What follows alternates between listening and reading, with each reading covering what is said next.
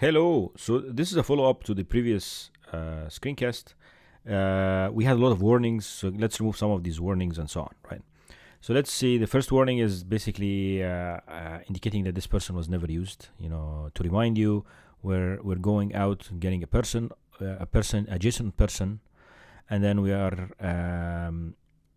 changing the data into. If you look at the person itself, it looks like this. It has two values. Key value, right? So this is the person object, and we went ahead and actually changed it into JSON, and then using the serialization that's provided by using response JSON, right, of the Almafire library, and then we went ahead and created a person object. We are not going to fix this issue because this person is just to create or to hold this value. Now, but if you go back to the data models, you'll see there are a lot of warnings. So basically the first one is because we are using the exclamation mark, we're forcing it. So basically if we just change it into question marks, it's going to behave. And these warnings are going to go away. Okay, so basically these warnings are out. Now run it again.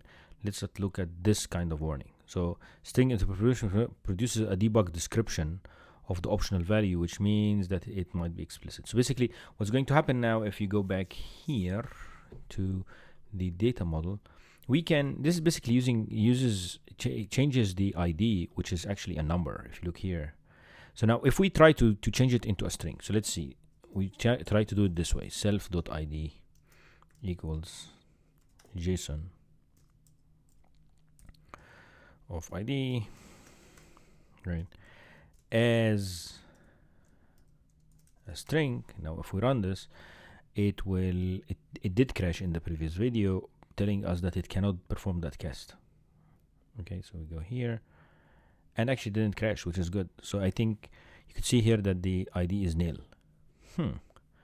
Even though the ID wasn't nil to start with. So now let's go back. So mainly because the cast failed, right?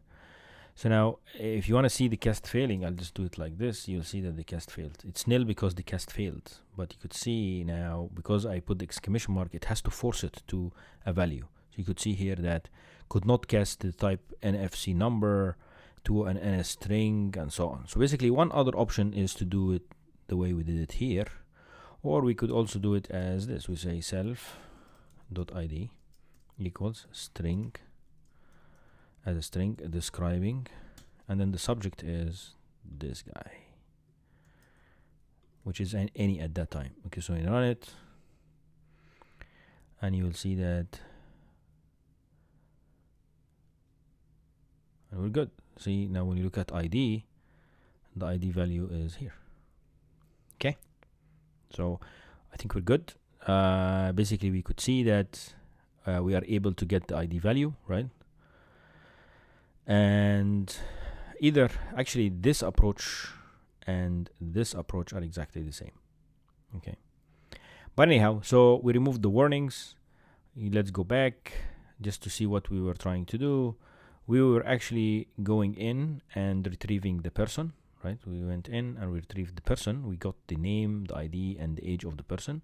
And then for the address, we created another object which has line 1, the city, the state, and the zip code for that person.